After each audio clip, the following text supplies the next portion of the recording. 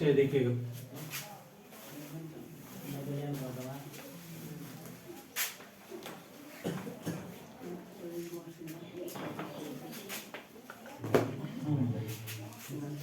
हम लोग का जम्मू कश्मीर हो गया है ना, हिमाचल प्रदेश, पंजाब, उत्तराखंड, हरियाणा, दिल्ली, इतना हो गया। राजस्थान भी हो गया है। अभी गुजरात कर रहे हैं हम लोग। हाँ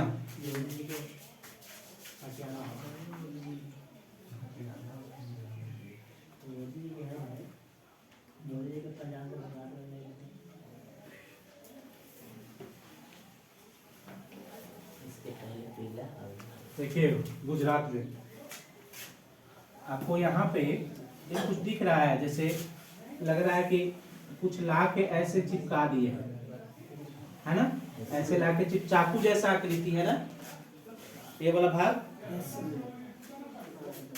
दरअसल आप देखिएगा फिगर में तो यहाँ पर ऐसे ऐसे आपको डिजाइन मिलेगा। यहाँ पे ये दिखाता है कि पूरा एरिया क्या है, दलदली भूमि है। यहाँ पे पानी जमा हो रहता है, घुटना भर पानी यहाँ पे सालों जमा हो रहता है।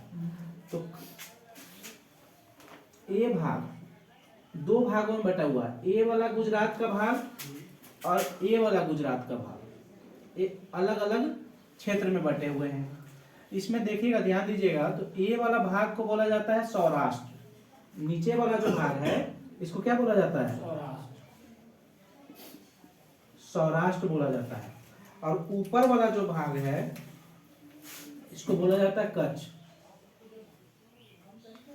ठीक है, इसको क्या बोला जाता है, कच्छ, और इसको सौराष्ट्र। इसको हम लोग जब बोलते हैं तो बोलते हैं कच्छ का रण। रण मतलब होता है मरुस्थल। रण मीन्स क्या होता है, मरुस्थल। तो ये इसलिए इस एरिया को कच्छ का रण यानी कच्छ का मरुस्थल।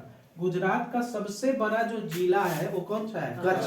कच्छ जिला है। और कच्छ जिला का मुख्यालय जो है यहाँ पे वो है आपका भुज है। कौन सा है, भुज।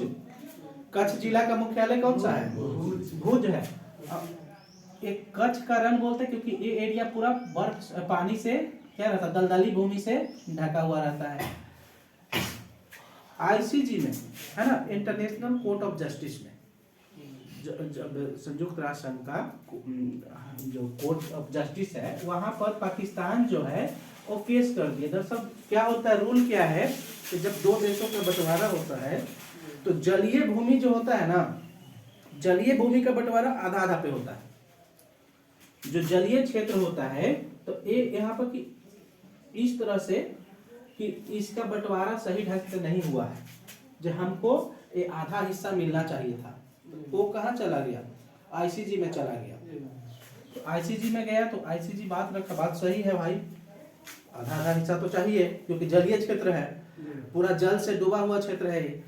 तो यहाँ पर जब बात आगे बढ़ा तो भारतीय जो भारत की तरफ से जो वकील थे उन्होंने अपना बात रखा। उन्होंने बोला कि जलीय क्षेत्र का परिभाषा क्या होता है, क्योंकि 12 महीना वहां पे जल बना हुआ रहना चाहिए कंटिन्यू, लेकिन यहाँ पर 2 महीना के लिए जल जो है ना सूख जाता है।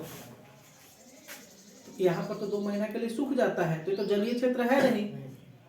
तो अब भारत के पक्ष में वो निर्णय हो गया, लेकिन फिर भी पाकिस्तान बहुत जगह ये हल्ला करते रहा और अक्सर ये मांग करते रहा। तो भारत थोड़ा सा ये जो आप देख रहे होंगे कटा हुआ भाग, ठीक है, एक कटा हुआ भाग जो देख रहे हैं, इसका ऊपर का भाग थोड़ा सा ये भाग पाकिस्तान को दे दिया है ना, कि लो भाई पूरा ऐसी पानी से डूबा हुआ रहता है।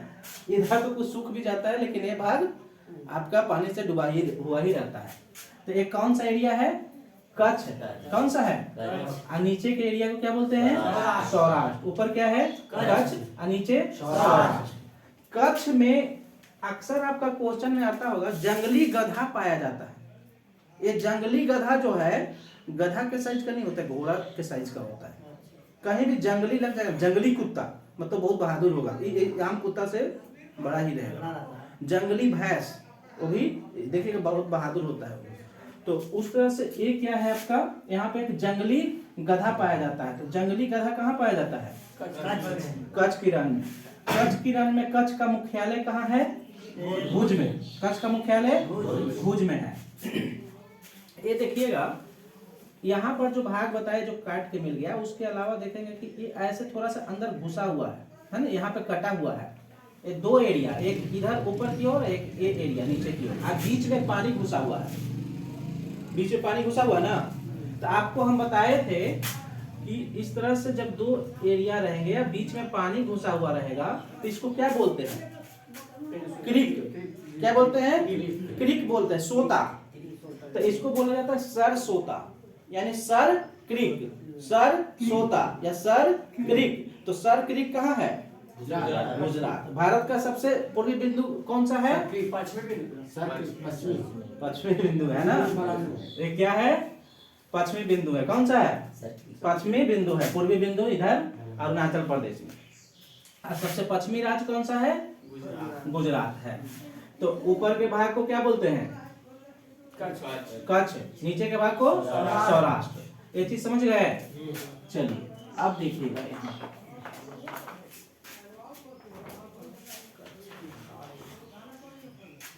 ये वाला एरिया कौन सा है? कच्छ है। इधर नीचे वाला एरिया सौराष्ट्र है।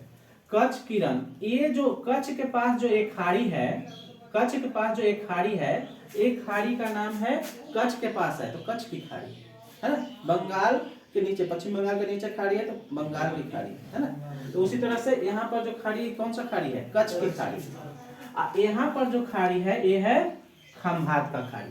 ये कौन सा खाड़ी है? कच्छ की खाड़ी है। इसके नीचे खंभात की खाड़ी। मतलब इस एरिया में है ना जो खाड़ी है कौन सा है? खंभात की खाड़ी है। अब हम समझ लेते हैं इसमें कुछ जगह को। ये तो आपका एक नंबर में देखिएगा यहाँ पे, ये कौन सा है? Sir creek. ये कौन सा है? सर क्रीक है। उसके नीचे इसका सर क्रीक जो है, ये पूरा एरिया कच्छ है और कच्छ का मुख्यालय कहाँ है? भुज। तो ये 2 नंबर में कौन सा एरिया है? भुज है। 2 नंबर में भुज है। यहाँ देखिएगा एक कच्छ की खाड़ी हो गया। ये क्या हो गया? अगर पूछे कच्छ और सौराष्ट्र के बीच में जो खाड़ी है, कौन सा खाड़ी है? कच्छ की खाड़ी। यहाँ कॉर्नर में देखिएगा 3 नंबर में, तो ये है द्वारका। द्वारका में कौन रहते थे? कृष्ण जी। कहाँ से आकर द्वारका में रहने लगे? मथुरा से आकर द्वारका में, मथुरा यूपी से होकर उधर से आकर द्वारका में रहने लगे। कहाँ रहने लगे? द्वारका में रहने लगे। द्वारका के नीचे देखिएगा तो ये है आपका पोरबंदर। यहाँ पर एक जगह पोरबंदर। पोरबंदर में किनका जन्म हुआ था? महात्मा गांधी का जन्म पोरबंदर में हुआ था। कौन सा है? पोरबंदर, जहाँ पे महात्मा गांधी का जन्म हुआ था। उसी के नीचे देखिएगा सोमनाथ। सोमनाथ मंदिर को किसने लूटा था? मोहम्मद गजनी ने, है ना, गजनी ने लूटा था। ये क्या है आपका? सोमनाथ है। उसके बगल में इस साइड देखिएगा, ये 6 नंबर हम 2 को लिखे, 6 और 6। दरअसल ये दोनों को एक कर दिया गया। ये जो एरिया आपका है दमन और दीव, ये कौन सा है? दमन दीव। और ये है दादर और नागर हवेली। दमन दीव और दादर नागर हवेली को जोड़कर एक केंद्र शासित प्रदेश कर दिया गया, है ना। इसका और इसका दोनों का प्रशासन एक ही आदमी देखेगा। पहले दोनों अलग अलग केंद्र शासित प्रदेश था, अभी क्या है? दोनों एक हो गया है। तो दमन, दादर और नागर हवेली और दमन दीव दोनों क्या हो गया है? सेम हो गया है। मतलब दोनों का प्रशासन देखने का काम एक ही आदमी करेगा। क्लियर? अक्सर क्वेश्चन आपको मिलेगा कि दमन दीव और दादर और नागर हवेली के बीच में कौन, ये दोनों के बीच में कौन सी खाड़ी है? तो खंभात की खाड़ी है। कौन सा खाड़ी है? खंभात का खाड़ी है। खंभात है ना, खंभात की खाड़ी नहीं लिखा हुआ है, खंभात लिखा हुआ है ना, खंभात की खाड़ी। क्लियर? आप देखिएगा 6 नंबर हो गया। 7 नंबर में देखिएगा सूरत। यहाँ पे ये तो आपका हो गया दादर और नागर हवेली। इसके ऊपर बढ़िएगा तो 7 नंबर में यहाँ पे ये क्या है? सूरत। सूरत है। सूरत किस लिए जाना जाता है? वस्त्र, कपड़ा के लिए, है ना। यहाँ पर एक जगह है, एक रोड है, रिंग रोड, है ना, जहाँ पे कपड़ा बहुत ही सस्ता मिल जाता है। सूरत किस लिए जाना जाता है? वस्त्र उद्योग के लिए। इसके ऊपर आइएगा 8 नंबर में, तो ये आपका है भरूच। ये क्या है? भरूच। ये क्या है? भरूच। ये कौन सा जगह है? भरूच। इसके ऊपर अब देखिएगा यहाँ पे, तो बिल्कुल एक खंभात की खाड़ी को पार कर गया है ना, खंभात की खाड़ी को पार करके, और ऊपर में देखिएगा तो ये है आपका 9 नंबर में जगह है भावनगर, है ना। कौन सा जगह है? भावनगर। नमक का यहाँ उद्योग है ना, यहाँ पे नमक का उद्योग के लिए जाना जाता है। कौन सा? भावनगर। कौन सा है? भावनगर। 1 नंबर में क्या था? 1 नंबर में कच्छ है, सरक्रीप। कौन सा है? सरक्रीप। 2 नंबर भोज। ये कौन सा है? खाड़ी, कच्छ की खाड़ी। 3 नंबर द्वारका। 4 नंबर सोमनाथ है, पोरबंदर। कौन सा 4 नंबर में? पोरबंदर। 5 नंबर में सोमनाथ। 6 नंबर दमन दीव और दादर और नागर हवेली, है ना। 7 नंबर सूरत। 8 नंबर भरूच। 9 नंबर में भावनगर। 9 नंबर में इसके ऊपर देखिएगा क्या, 9 नंबर में क्या है? भावनगर। 10 नंबर में देखिएगा यहाँ पे, तो 10 नंबर में आपका है खेरा, है ना। खेरा आंदोलन महात्मा गांधी का 1918 में जो आंदोलन हुआ था, पहली बार मिल मजदूरों के लिए, है ना। मिल मजदूरों के लिए जो आंदोलन हुआ था, खेरा आंदोलन, एक कब हुआ था? 1918 में। ये आपका खेरा 10 नंबर में, ठीक है। खेरा कितना नंबर में है? 10 नंबर में। 11 नंबर में देखिएगा, 11 नंबर में आपका है अहमदाबाद। 11 नंबर में क्या है? अहमदाबाद। 11 नंबर में अहमदाबाद। 12 नंबर में है आपका गोधरा कांड। इसमें एक ट्रेन में लोग जा रहे थे, उसमें सभी संत लोग थे, साधु लोग थे, और वो जा रहे थे, तो गोधरा में ही तो ट्रेन को पूरी तरह से जला दिया गया था। उसमें बहुत सारे, सभी करीब संत का जितना था ना, सब उनका मृत्यु हो गया था। तो उसके बाद इसके परिणाम स्वरूप, गोधरा के परिणाम स्वरूप यहाँ दंगा भड़क गया था अहमदाबाद में, है ना। अहमदाबाद में दंगा में बहुत सारे मतलब उसमें लोग मारे गए थे। 2002 में हुआ था, है ना। तो ये आपका कौन सा है? गोधरा, है ना। कभी भी देखिए, कोई भी ऐसा जो जिसमें एक जाति के लोग, एक धर्म के लोग का मृत्यु होगा, तो उसके बाद दंगा लगभग हो ही जाता है। लेकिन दंगा ये सब जो है एक करवाया हुआ साजिश के तहत होता है।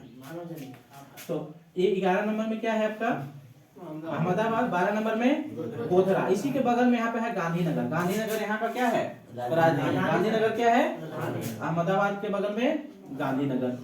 13 नंबर में देखिएगा, ये वाला एरिया, ये है आपका वाडनगर, जहां से नरेंद्र मोदी बिलोंग करते हैं, है ना। यहाँ से इनके बगल में है ऊंझा। 14 नंबर, जहां से इनकी पत्नी, ऊंझा की कौन है?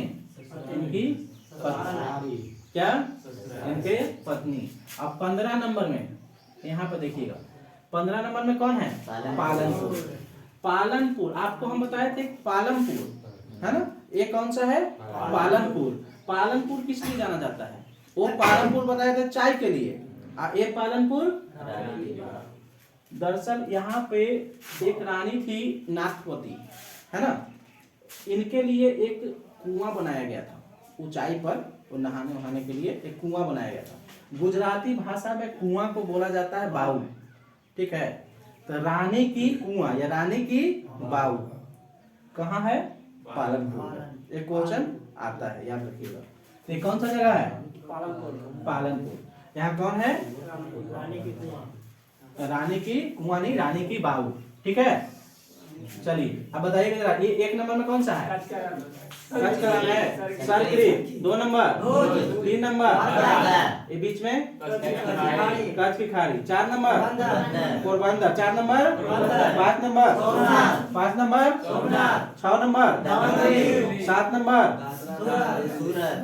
6 नंबर में दोनों हो जाएगा, दमन दीव और दादर और नागर हवेली, है ना। 7 number 8 number 9 number 10 number 10 number 11 number, 12 number, 12 number में 13, 14, 15 नंबर पालनपुर। दरअसल 2001 में कच्छ की एरिया में है ना, यहाँ पे जबरदस्त भूकंप आया था। पता है किस डेट में आया था? 26 जनवरी को। 2001 में 26 जनवरी को ही जब झंडा फहराने का समय था ना, उसी समय जबरदस्त भूकंप आया, बहुत सारे लोगों का मृत्यु हो गया था, है ना। 2001 में यहाँ जब भूकंप आया था तो बहुत, हाँ भुज में आया था। भुज ये पूरा कच्छ वाला एरिया में आया था, तो पूरा देश पे उसका प्रभाव देखा गया था, है ना। अब बहुत जबरदस्त। कब आया था? ये पूछा हुआ क्वेश्चन है, याद रखिएगा। 2001 में। उसको तो पाकिस्तान में प्रभाव पड़ा होगा। पाकिस्तान में प्रभाव पड़ा होगा। कहाँ होता है? 26 जनवरी 2001 में हुआ था, है ना। यहाँ पर भूकंप आया था। अब ध्यान दीजिएगा, यहाँ पे ये आपका जो है 8 नंबर में, ये क्या है? 8 नंबर एरिया भरूच है, 9 नंबर एरिया भावनगर और 7 नंबर सूरत। यहाँ पर हम लोग देखते हैं, यहाँ एक नदी बहती है, बिल्कुल सीधे नदी बहती है। ये कौन सी नदी है? साबरमती। बिल्कुल एकदम सीधी बहने वाली नदी है। कर्क रेखा यहाँ से पार करता है ना। क्या कर्क रेखा को क्रॉस कर रहा है नदी? एक बार कर्क रेखा को क्रॉस कर रहा है ना। तो साबरमती नदी एक बार कर्क रेखा को क्रॉस करता है। लेकिन वही देखेंगे हम लोग माही नदी, क्या 2 बार माही नदी काट रहा है कर्क रेखा को? तो क्वेश्चन आपका आएगा कि कर्क रेखा को 2 बार काटने वाली नदी माही नदी, है ना। कर्क रेखा को 2 बार काटने वाली नदी माही नदी। विषुवत रेखा को 2 बार काटने वाला, विषुवत रेखा को 2 बार काटने वाला कांगो नदी, है ना। और मकर रेखा को 2 बार काटने वाला लिम्पोपो नदी। और कर्क रेखा को 2 बार काटने वाला माही नदी। अब देखिएगा यहाँ पर 8 नंबर में हम क्या बताए थे आपको? भरूच। यहाँ भरूच था ना, ये क्या था? सूरत। तो सूरत के बगल से जो नदी बहेगी वो है ताप्ती नदी, है ना। इधर से आती है ताप्ती नदी, या कहाँ? सूरत के पास से खंभात की खाड़ी में गिर जाएगी। क्लियर? लेकिन वही देखेंगे कि इसके ऊपर भरूच के बगल से जो नदी पार होती है वो कौन सी है? नर्मदा नदी। तो सबसे ऊपर पहला नंबर में कौन सा नदी था? साबरमती। उसके बगल में माही, उसके बगल में नर्मदा और उसके बगल में ताप्ती नदी। क्लियर हो गया? ये इसमें किन्हीं को समस्या है? कीजिए।